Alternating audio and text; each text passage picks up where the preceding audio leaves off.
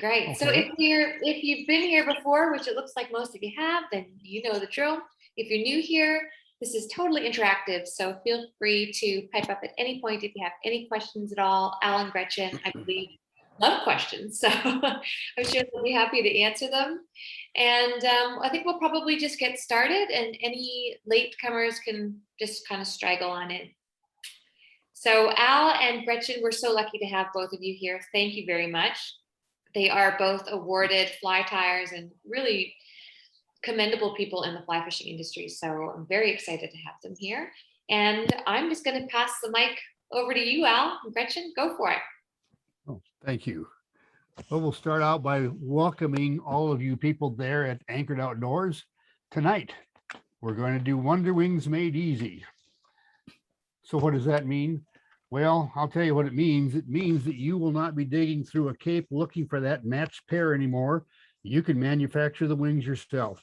And that's our whole purpose tonight, is to bring it to you so you can do like we did. When I learned about Wonder Wings in '93, I had been a commercial tire for a number of years, and I had like 900 capes with all of the size 12 through 16 hackle pulled out of them, and I didn't know what to do with all of them. You know, you can only tie so many woolly buggers and bigger things. And then I discovered Wonder Wings, and it took about 3 years for those 900 capes to disappear. And we're going to show you how to take that to that point. We're going to start out by telling you, yep, we have books. We write the darn things. And I think we've done 18 to date. However, the most important ones going into the season that we're looking at right now are down in the lower right corner. It's one about making toffee and one about making peanut brittle. And Gretchen has some recipes with a magic ingredient in the candy. So you may want to give those a try. They're not available as paperback, but they are available as a download. And if you want to know about the magic ingredient, of course, you're going to have to go find out. I would never try to make a sale. No hard sales here, guys. Anyway, so I want to verify everything with you all. I'm going to switch to my Vice camera and let you all tell me whether we're coming through. Is it looks all right to all of you? Looks good to me.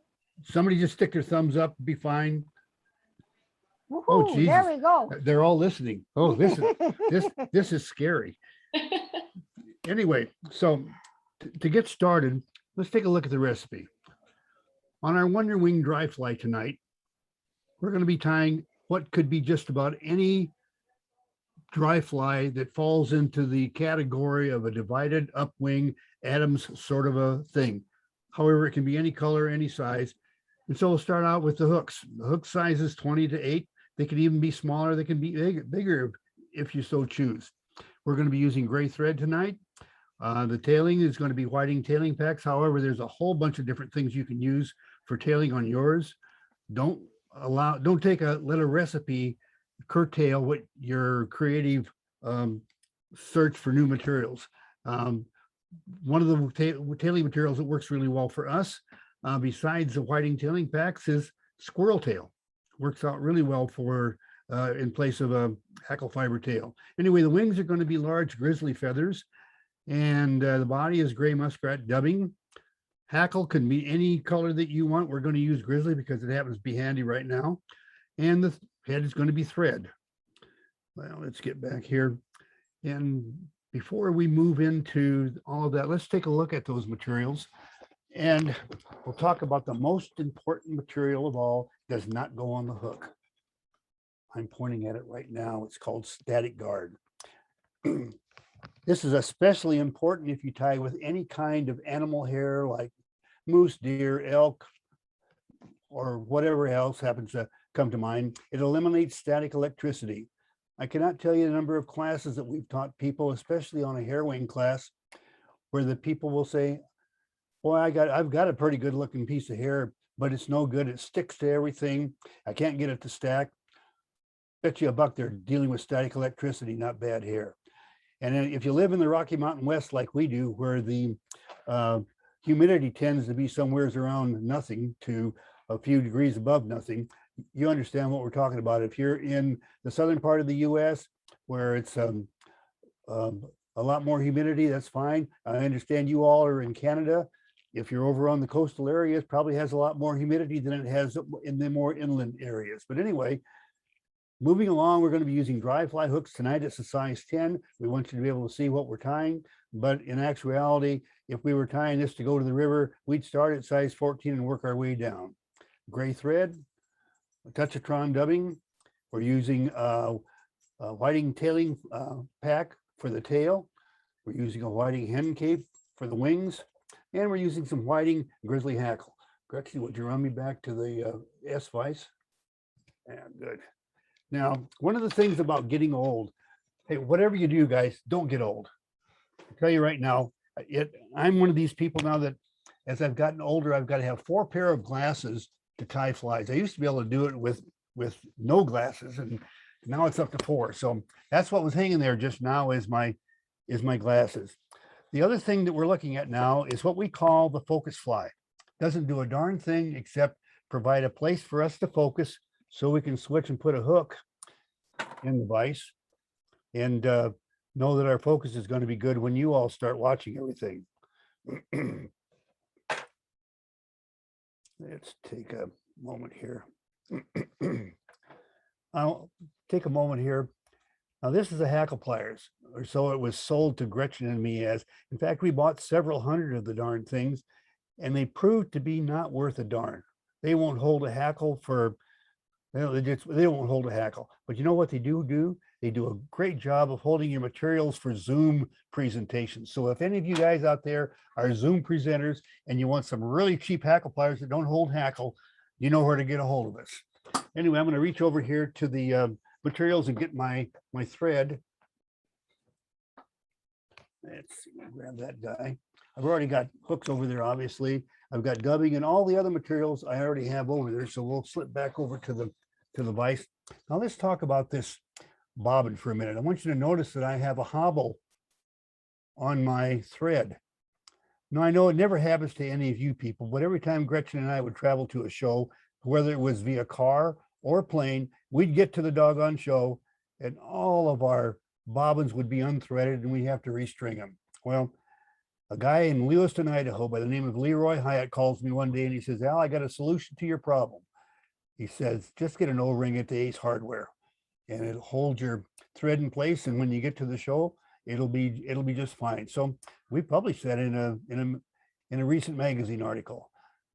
It's one of those crazy little things. You know, when you get right down to it, fly tying is one of these deals where you can make it as hard or as easy as you want it. And we try to make it as easy as we can. Now I'm going to start my thread base about 1/3 back from the hook eye. Gretchen and I use the placement of our thread base and the placement of our thread to identify division points, if you will, on different aspects of our fly.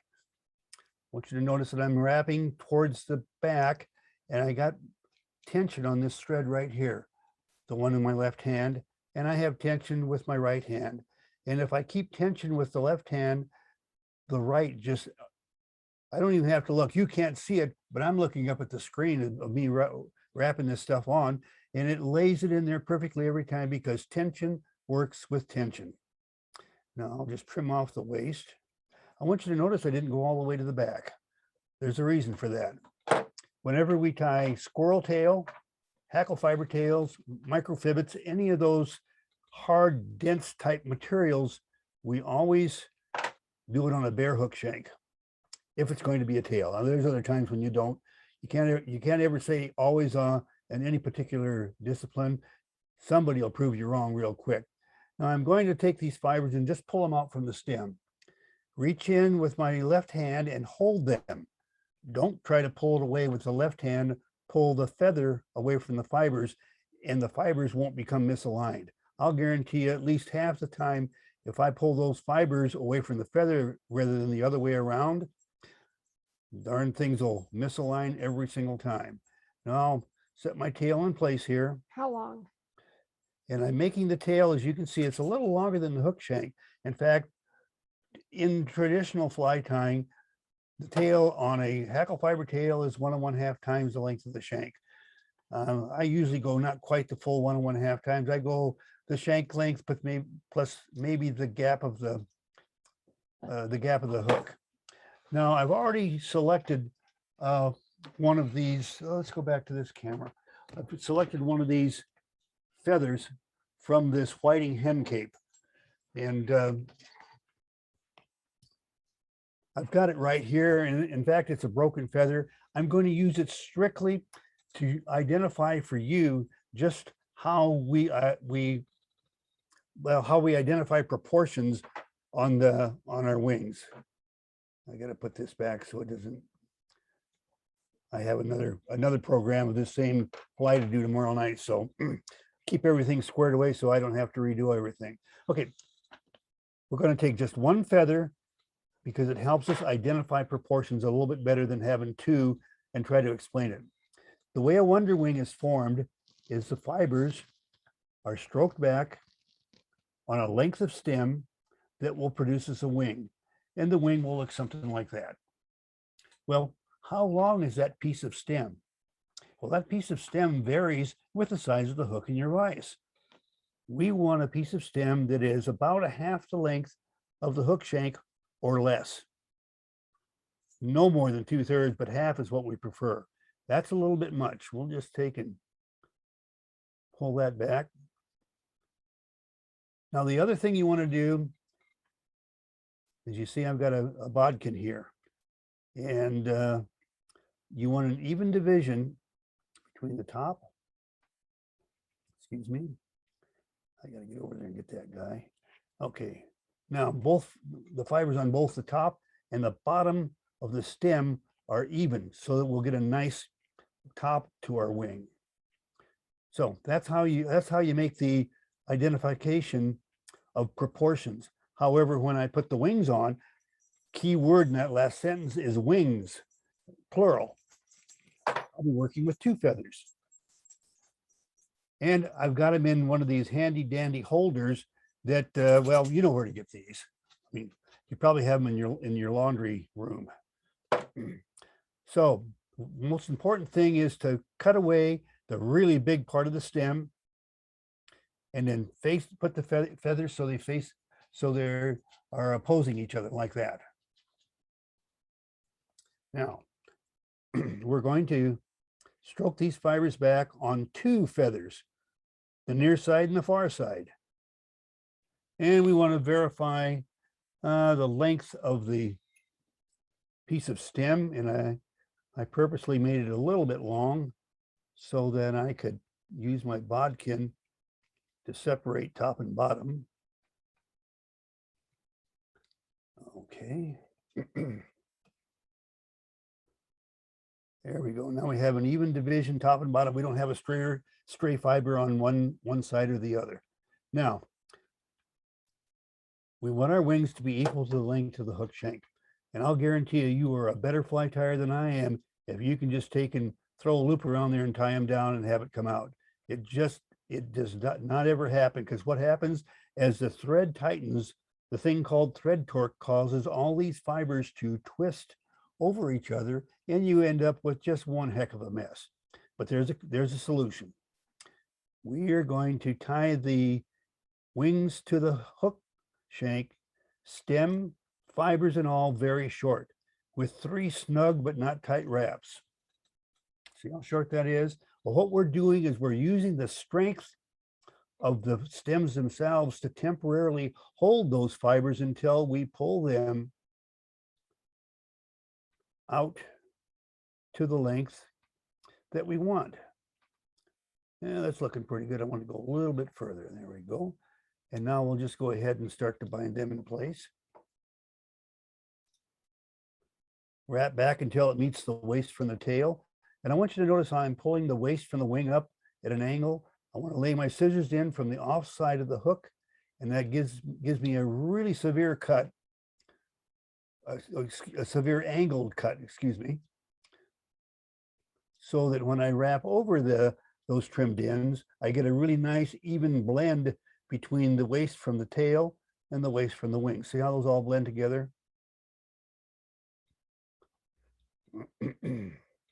Now we'll pull that up and we'll just wrap a thread dam directly in front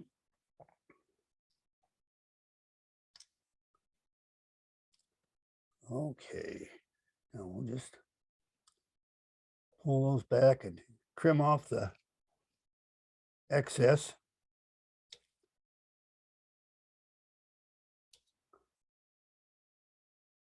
We'll have to straighten those wings, but that's all right. Now this is not waste. That's future flies. So get this important clip that you can get from the laundry room and put them back in there so they're ready for the next fly. You can usually, out of a set of feathers like that, you can usually get 4 or 5 really nice sets of wings before you have to give up and get rid of them. Now I'm going to crisscross between those wings just to kind of set them into place. And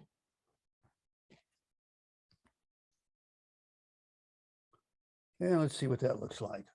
Oh, I think those wings look just about the way that I want them to look. Yep. Nicely divided there. Setting up there just the way we want. And now we're coming to the next part of the fly. And the important part of the fly is going to be completed by my lovely wife, Gretchen. I have to explain something to you about tying commercially. We'll sometimes tie several thousand dozen flies, years past, of course, several thousand dozen flies a winter and never tie a complete fly. And that's because I do one part and pass it over to Gretchen and she does the other part. And that's what we're going to do right now. She's going to put on the body and the hackle. Now let's not tangle our microphone cord. So Gretchen, I will work around you. There we go. I'll go under your cord. You guys can't see this, and it's a good thing. I'm crawling on the floor while she's getting over the top because we each have a microphone cord we have to work on. Okay. I have to put my glasses By the down. way, I put the dummy in the wax there for you, dear. Okay. All right. So what we're going to do is do a dubbed body. And if you remember, this is the Tetratron dubbing that we make. And it's a really soft fiber and it's got a little antron in it. And we like a little bit of that antron, particularly on a day that's not super bright. Gary LaFontaine did some underwater studies and found that fish really, really go for that. So I'm going to put some dubbing, BT's dubbing wax on the thread.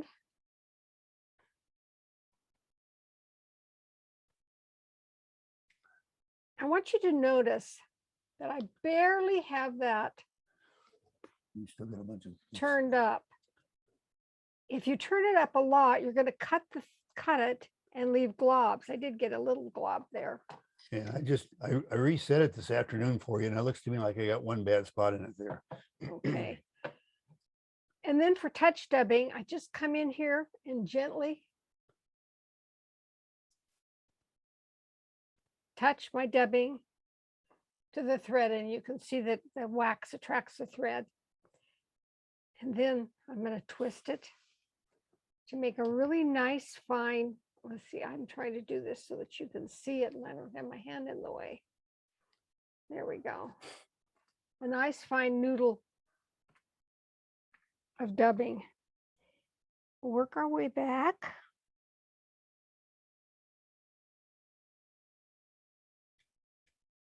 Come back forward.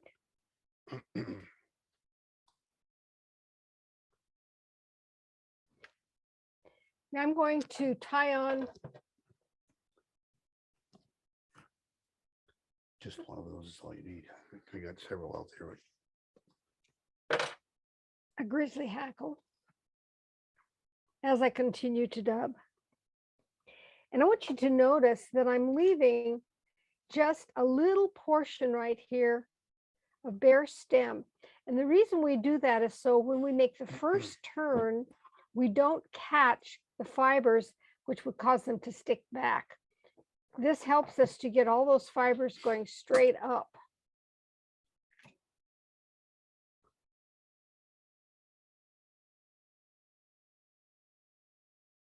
See if I can mess up his wing, huh? You go right ahead. I know how to do more. Okay.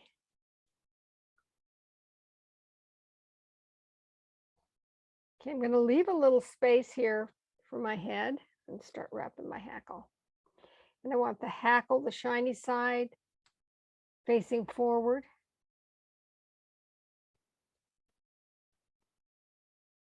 One of the things I sometimes do is I'll come forward and then I'll go back around and then I'll come back. I better put my glasses down so I can see what I'm doing and finish the fly. And the reason for that is to avoid that blank spot that you often get on this back side here. Whoop. Thread is getting in the way. Okay, I'm going to take one wrap and two wraps over. One of the problems that people often have when they're tying is they have a beautiful fly, looks really great, and then they start to tie off the hackle, and we're going to take 4, 5, 6, 7, 8, 9, 10 turns around it. And then we're going to cut this off and we have the end sticking out and we have to cover it. I remember the first commercial order I ever did was for, what were those? Carry special. Oh, carry specials, yeah. And I always had the problem with trimming the head or the hackle off and having it stick out, and the chenille and the whole thing was a mess. And since then, we've discovered that if we just take a couple of turns over here, I'm going to pull this all back. And I'm going to do tie a dam there and force that hackle back into itself. That's not looking real pretty, is it? Let's see what I've got going here. I don't like the way that's looking. Has that ever happened to you? Yeah, it was this afternoon when I tried this pattern out. I think we needed to make a couple more turns is the problem. So let's finish this fly off a little bit. There, that's looking better. Now we're going to take our 2 turns, then we're going to pull this back, and I'm going to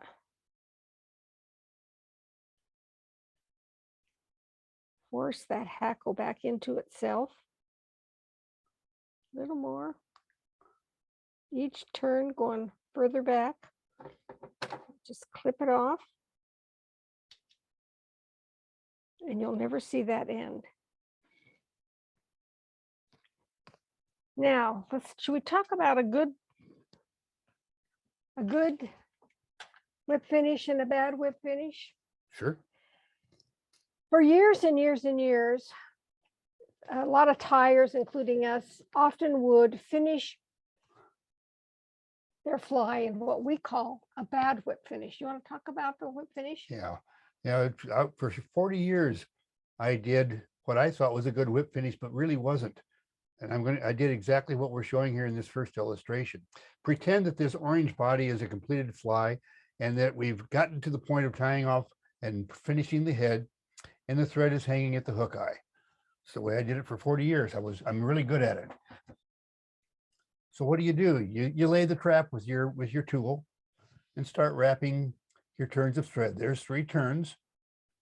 There's 5 turns. And now it's time to pull it down tight. Let's see what happens. Well, I'll be darned. That thread lays across the 5 turns before it goes under the 5 turns. I wonder where the weak point is in that head. Well, anyway, a good whip finish starts out like this. Back on the hook, lay the trap, work your way forward, and guess where that thread end goes? It goes under 5 turns and is protected.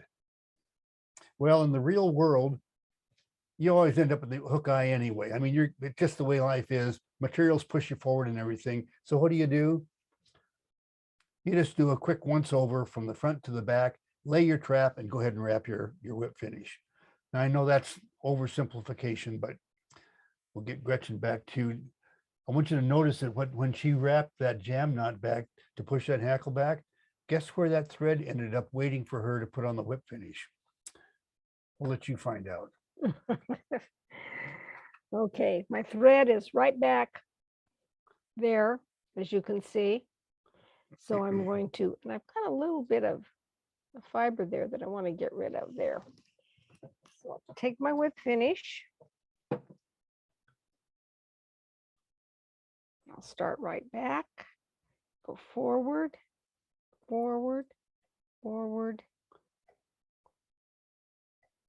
We'll complete, whoop, come on, get out of there. There we go, complete my whip finish. Now, normally we would put take our bodkin and put a little bit of glue on that, tip it up and glue it. And there's your completed fly. Now I'll step in and do the parachute version of the same thing.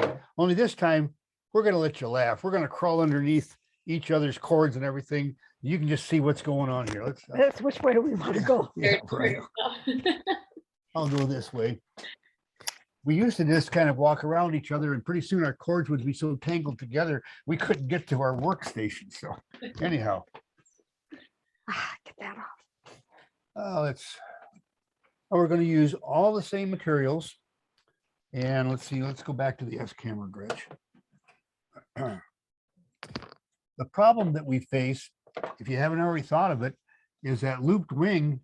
The only thing we have there to support a parachute hackle are those flimsy old hackle fibers, and there's nothing there to support that. And the parachute post it's got to be a pretty good platform on which to wrap our hackle. Well, let me get this out of here and we'll start over. Get another one of my clips that don't hold anything except hooks. They sure won't hold hackle. Maybe we should see if anybody has any questions. Oh, yeah, that's a really good idea. Any questions? Everybody good? Yeah, unmute yourself and ask away. Anyone so far? It's a can't beautiful believe- fly, I must say. What a good fly. Thank you. Good. We're just so good. They don't have any questions. I don't know what to say, Gretchen. I'm too old to even try to fathom that. I'll just set all this aside. Anyway, so I'm going to do the same thing I did before. Start my thread base at the position that I want the wings to be. I'll wrap back part way to the end of the shank, and I'll not put a thread base under the hackle fibers. And I'm disappointed. Usually someone will ask why I don't put a thread base under a hackle fiber tail. So I'm going to explain to you. Whether you want to know Whether or you not. want it or not, you're going to know when we get done. Yeah. Let me just get some fibers out here. Remember, hold the fibers in your left hand and pull the feather away with the right, and they'll not misalign, but the other way, they will definitely misalign. Now, I've got some short ones here that I took from the other side because they'll work just fine for this demonstration that we're going to do on the tail. Then I'll throw the tail away and put a good tail on. Now, one of the things that happens, let me go ahead and wrap a thread base all the way to the end here. Now I'll go back to that same position to tie on my tail. And I'm going to wrap out here. Now let's think about the material that we're wrapping this thread base or these anchors wraps on. And it's a material that's dense and slippery. And That so, being the fibers of the tail. the fibers, yes. And then the squirrel tail is the same thing. There's a few other fibers, the microfibets are the same thing. And so you're going to wrap yourself way out to the end of the thread base, and then you'll put a dubbing on and all that kind of stuff. And somewhere along the line, usually when you're driving down a rough road on your way to go fishing, what happens is that one turn slips, and that extra dimension of the thread base under will have your tail going downhill. And that's why we don't put thread under those hard fiber tails like hackle, squirrel, etc. Now, let me get my thread base out of there.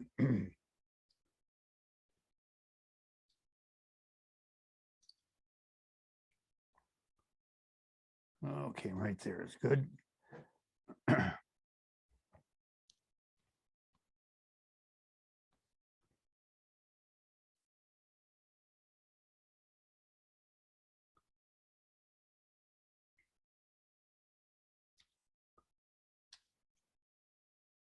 Oh, I wanted to show you something else. Thread torque takes my materials and pushes it over to the other side of the hook. Not so bad with this, but see how that starts to go around there? If you take and set it at a 45-degree angle on the near side, allow thread torque to place it on top of the hook for you.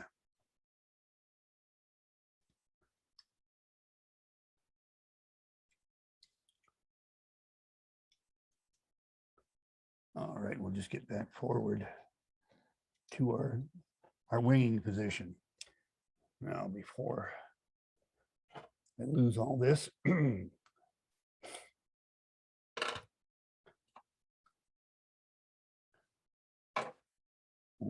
form the wings, and I'll just stroke these fibers back like we did before.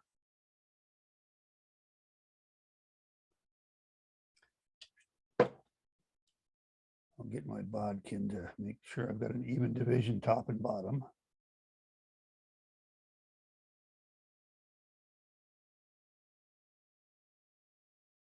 There we go.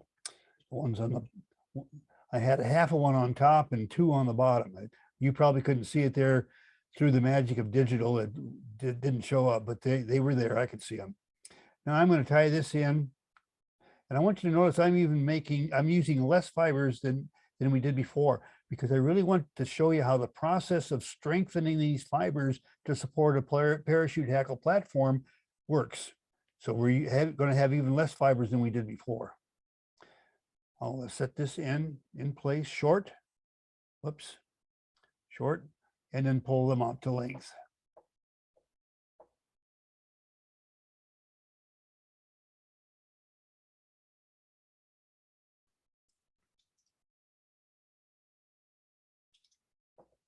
Okay, we'll make a severe cut so that we can get a nice blend between the tail and the wings.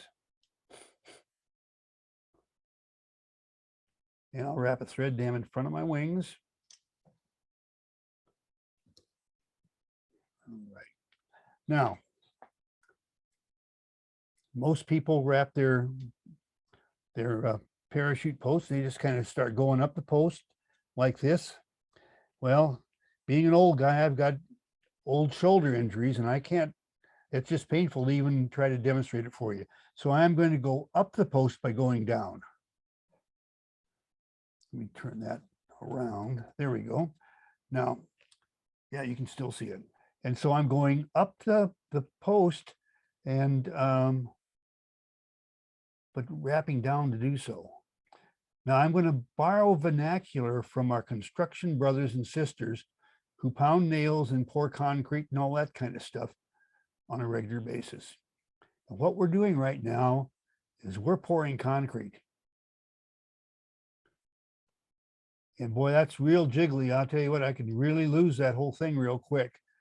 I'm concerned about this, that it's not going to be strong enough. So I'm going to put a piece of rebar in my concrete. I'm at the top of my post area. Let me turn that a little bit better there. You can probably see it better. And I'm going straight from the top down to the hook. That gives me a strand of rebar going up and down with the round and around pour of concrete.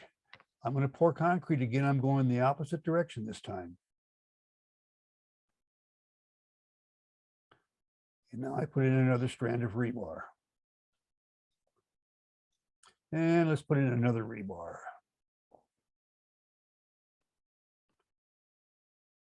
Now we're far from done with the rebar, but for now we're just going to leave that rebar there.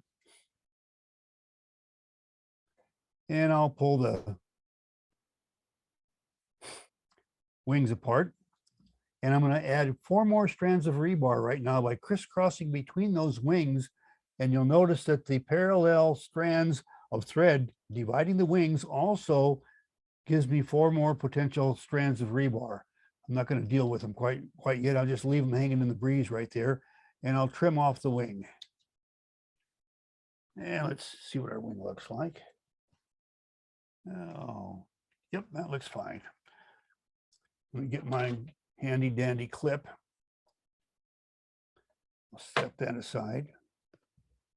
And now we're going to put on our dubbing wax. But this time I really messed Gretchen up with it. See how that wax is kind of messed up there and sticking up? That's because I tried to fix it for her this afternoon and I didn't do a good job. So I'm going to smooth that all out with a piece of paper. That's what these Post-it notes are for, is to fix things, and I'll just roll that up and toss it away. Yes, the thing happened that I was afraid of. I want you to notice it fell in my trash bin. I wasn't hoping that would happen, but it does. And I'm going to have to fix that. Sorry. Gretchen, you know that it was semi. So I am going to again drag this across that piece of paper to clean it up. This time, though, I'm going to do what I should have done in the first place. Put the cap directly back on. Tell it here, would you get rid of that?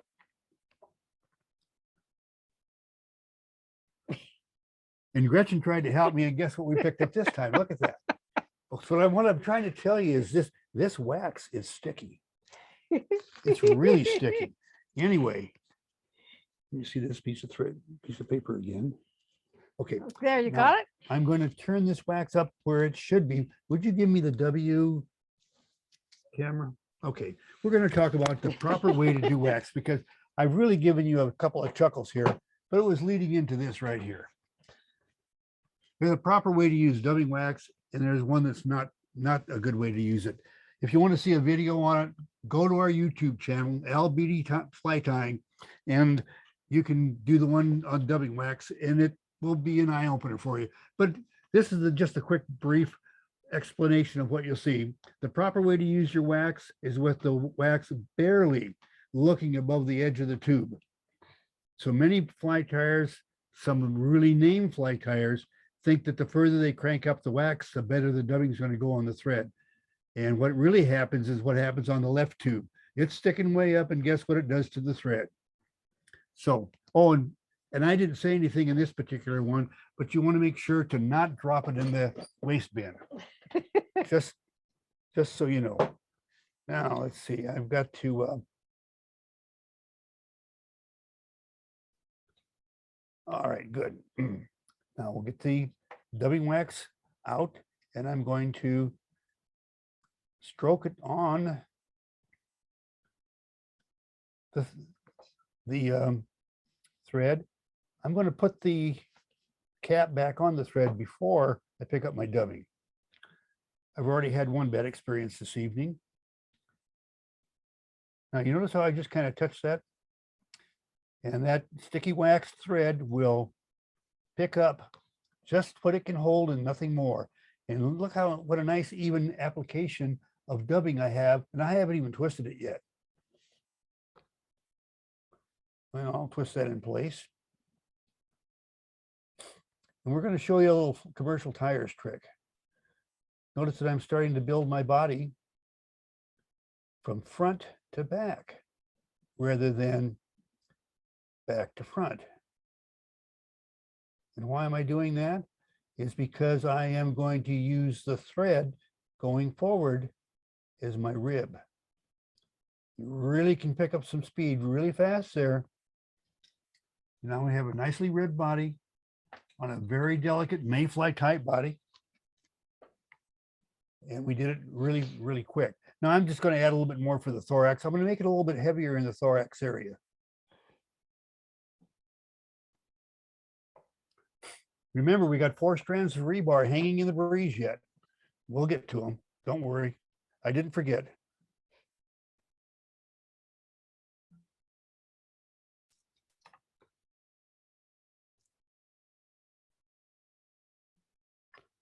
Alrighty. Okay, we'll dub right up to the back of the wing. And let me get another hackle out here.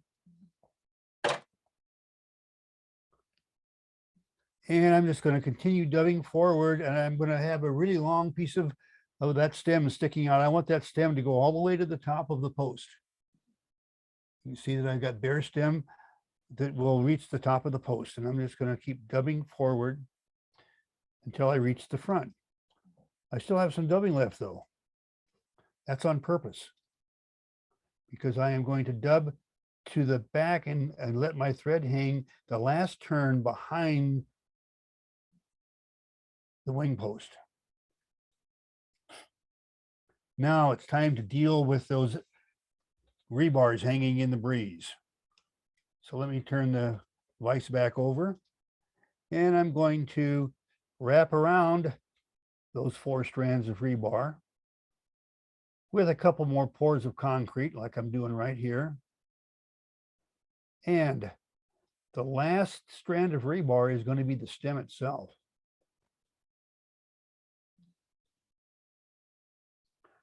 Got all, there we go, the stem itself, there we go. Sorry for bumping the camera there, folks. Well, that's Notice that I leave the thread hanging behind the post. That's really important. Now it's time to wrap our hackle, and I'm just going to start wrapping at the top of the post, working my way down until I reach the body. Each subsequent turn is closer to the body than the previous. Notice my wings are twisting a little bit. That's quite all right. We'll talk about that here in a minute. Now I reach the post. I'm going to hold the hackle down, back, and come around the bottom of the post, not the hook, but the post, and tie the hackle off on the post with 2 turns of thread. I'll just trim it off there, set my hackle aside, and take 1 more turn of thread to tuck that little trimmed off piece under. Now I'm going to finish the fly slightly different than I did before. We are going to use a whip or a half hitch tool to do a whip finish. We'll start with a half hitch and we'll just come up from underneath with a half hitch. And we'll do another. And now we'll do a whip finish, a 3-turn whip finish using the same tool. And if you let them come off and slide over the original, it is a whip finish. If you don't, if you really try to pull it on too fast, it'll become kind of a jam knot. Trim that off. Now I'm going to take and give my wings a twist to straighten them out.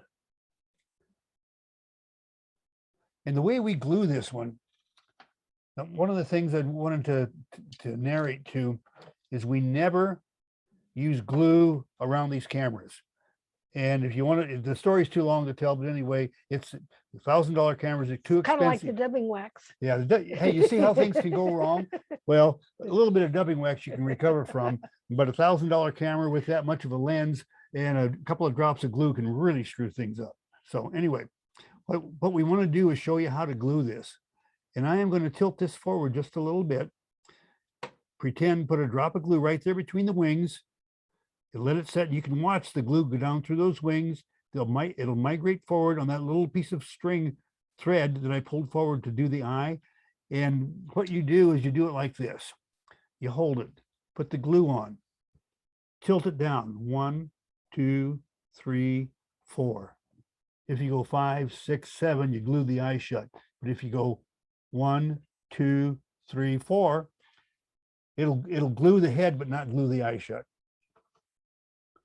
And why did we worry about gluing the eye shut? Well, quite frankly, the reason we tied the thread off at the base of the wing instead of at the hook eye. How many of you have been on the river trying to unjam a hook eye that had a few stray errant pieces of feather in the hook eye and you couldn't get to tip it down through there?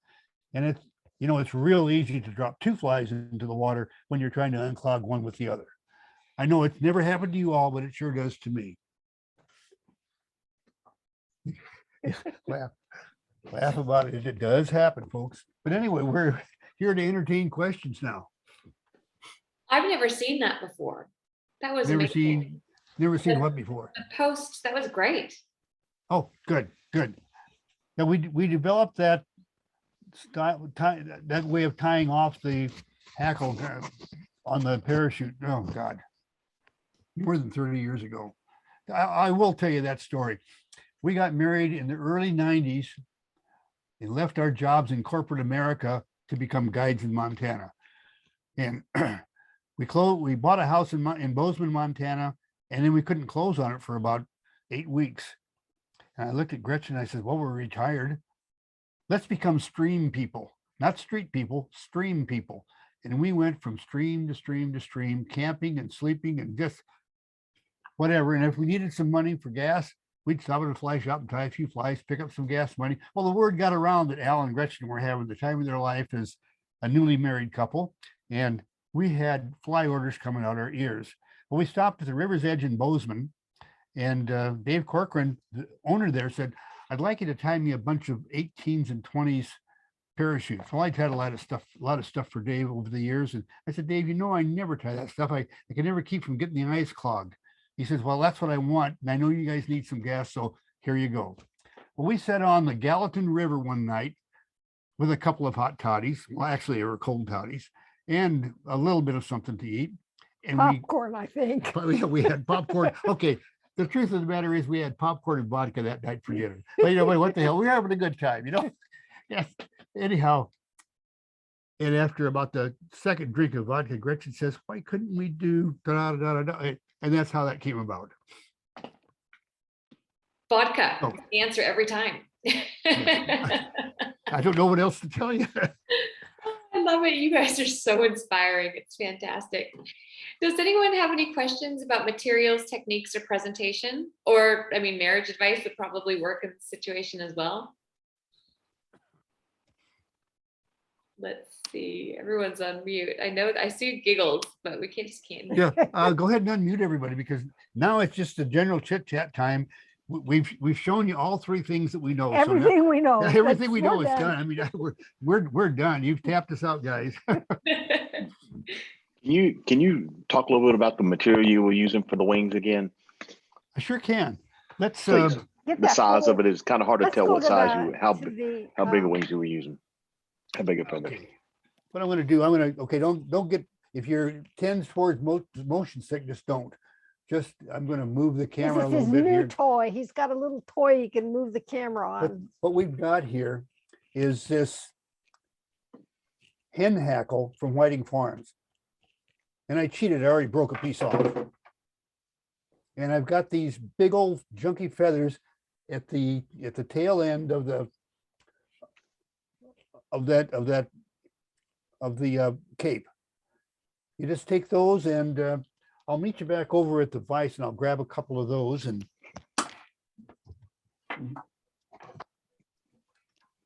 you got me back at the vise there, Gretchen? Okay, good. Now I'll just set that fly aside. When we wrote the book, we wrote a book on nothing but these kind of wings. You'll find it on Amazon under Gretchen Beatty Books, or you'll find it on our website. When we go back to the us camera, we'll point out our website to you. But what you do now is you take the biggest, junkiest hackle you can find, like this one. And you want it kind of webby. You want it very webby. In Yeah, fact, you very know, webby. some of the best calabatus wings you can make is made out of mallard flank feathers. Now, the only thing you have to do is make sure that they're kind of an evenly balanced feathered. You know, some of the mallard flank feathers can tend to, well, shall we say, be a little bit lopsided. You need to get one that's even so that you've got even fibers on the top and on the bottom, you know, as far as length. And not all mallard are that way, but they just make incredible calabatus wings if you use the mallard flank. But I recommend doing it with these chicken feathers first to practice Yeah, with. It's a little easier. Lot better. Or if you're just going to practice something that works really well and you have a lot of, if you've got a couple of old pheasant skins, a lot of those back feathers and side feathers, the church window feathers, the brown ones, there isn't a lot of use for them in fly tying. Maybe there is up in your part of the world, but at least in mine, there isn't. They're good ones to practice with. But anyway, what we do is we get them so they're opposing each other. And let me lay this one down, and we're going to talk about where to get rid of it. I want you to notice. So they're curling away from each other when you put them back to They're back. curling away from each other, you bet. And what you do is you want to go along this stem, and there is a point right there where my scissor points are pointing right now. And that's where all of a sudden it goes from pretty narrow stem and it gets wide real quick. And you'll find that on all feathers, but it's particularly evident on these hen feathers that are really webby. So we'll find that position.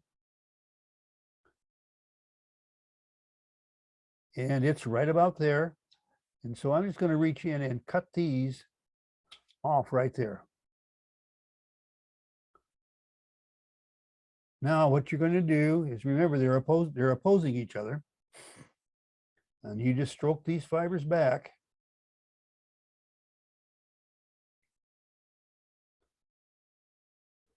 And it's important then to take a bodkin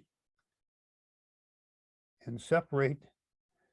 Make sure that the fiber separation is the same on top and bottom. You understand what I mean by top and bottom separation? That we don't have, in fact, I got a bad fiber on the bottom here. There, that one fiber wouldn't have been a big problem. It's just being kind of a nitpicker that I am, I wouldn't have liked the way the wing looks. But now those wings will be tied to this part will be tied to the hook, swept back. This part is waste, or shall we really say future flies. Does that help with your Yes, question? sir. Thank you very much. Yeah, okay. Thank you. about Alan, a Gretchen, what happens if the feather is not webby enough, or you used a rooster hackle? We've done that. The roost, boy, I'll tell you, what you end up with is, let me get my fly here. Here we go. I'm going to show you an example right here on 2 flies that we tied tonight. Let me put the one that I just finished in the vise, because we had moved forward and I was debating on whether to even use that feather to tie the parachute. And I said, well, I'll probably get by with it. But I want you to notice the wing profile. It's a fatter wing on the one that I'm holding in my hand than the one that's in the vise. And why is that? Is because the fibers started to get a little less webby as you get closer to the tip of the feather. And it was at the point where I probably should have tossed that feather and got a couple of more. See the difference in the profile as compared. Let me tilt this one. You see how the profile is more rounded in the one I'm holding as compared to the one in the vise. I do. So- Yeah, that makes sense. Thank you. When we wrote the book, we really seriously considered, I said, darn, we ought to call these garbage hackle flies or garbage hackle wings, and decided that probably wasn't very attractive looking on a book cover, and we didn't. We called them wonder wings like everybody does. But the truth of the matter is, if your wings aren't looking too good, see if you can get some worse hackle. I know that sounds like a crazy thing, but if they don't seem to be doing like you want them to, look for something that's not quite as good. Coq de Leon makes a really cool, Coq de Leon is wonderful. a great wonder wing. Yeah. Looks really buggy. Good to know. Anyone else have any questions before we wrap it up tonight? I noticed you had a huge range of